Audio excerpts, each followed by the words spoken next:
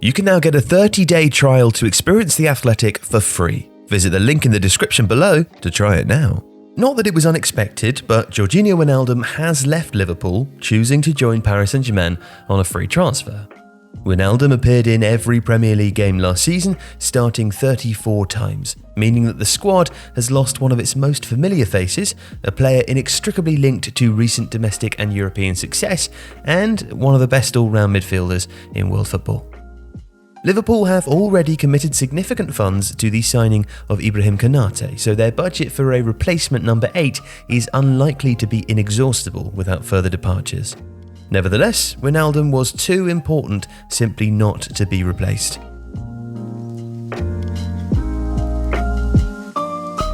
Now, Liverpool aren't really looking for a goal scorer.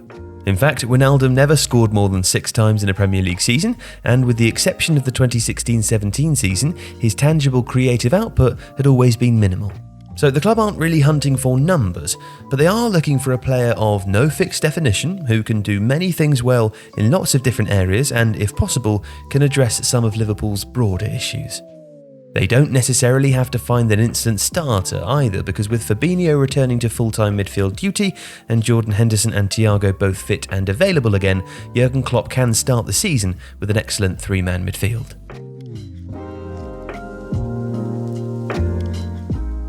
With only 1 year left on his AC Milan contract, Kessie is attracting significant interest this summer. And that's a cue that Liverpool should be part of.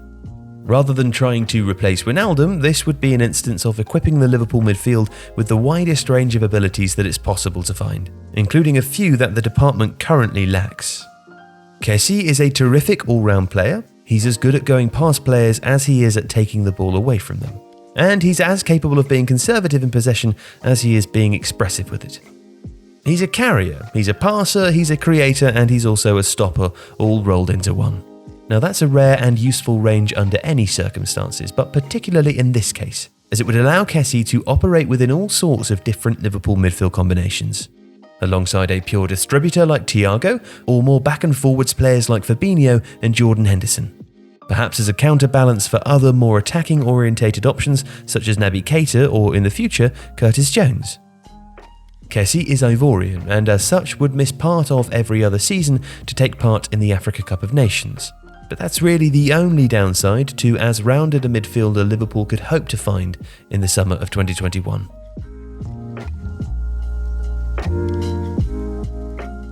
It's very difficult to find any potential drawback to Gladbach's Florian Neuhaus. Stylistically, he's also a type of player that Liverpool don't currently have, while also being a theoretical complement to the incumbent midfielders. Now, it sounds contradictory, but Neuhaus is both elegant and scrappy. A cultured passer and ball striker who can survive a press in deep areas and carry the ball upfield, he's also defensively combative and happy to compete for possession physically, aerially or on the ground. In fact, aside from his knife-like through passes and relatively high shot volume, one of the features of his rise has been the capacity to steal the ball away or make dramatic interventions. He is an eye-catching and entertaining player too, a scorer of very watchable goals, but he's box-to-box in the old-fashioned sense, and would be a nice contrast to a more static orchestrating player like Thiago. Plus, he's affordable, with his contract suspected to include a €40 million release clause. With Gladbach suffering a disappointing season and missing out on European football entirely, it's questionable whether they could even demand that.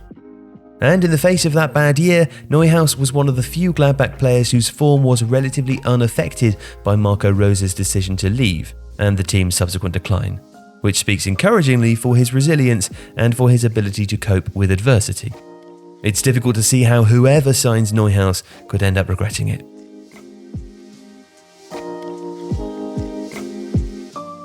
And the same could be said for Roma's Lorenzo Pellegrini, who is among the finest passers in Italy and might be among the first casualties of Jose Mourinho's arrival in the Italian capital. Pellegrini is also believed to have a release clause in his contract and for the relatively affordable fee of just €30 million. He's different to Kessie and Neuhaus in that he would likely play further forward, but that's no bad thing because Liverpool have struggled for goals from midfield for some time, and they've also been without a true attacking midfielder for just as long. Naby Keita was signed to provide some of those qualities, and Alex Oxlade-Chamberlain was brought in to make the department more dynamic. But for a variety of reasons, neither transfer has been a conclusive success, and that makes the case for going back into the market. Pellegrini would be a smart move. He could play at the tip of a midfield three in front of any two from Henderson, Fabinho and Thiago, and as in Serie A, he could operate centrally too. Now, it would involve a reformatting of the way the team operates, but it's an appealing prospect nonetheless.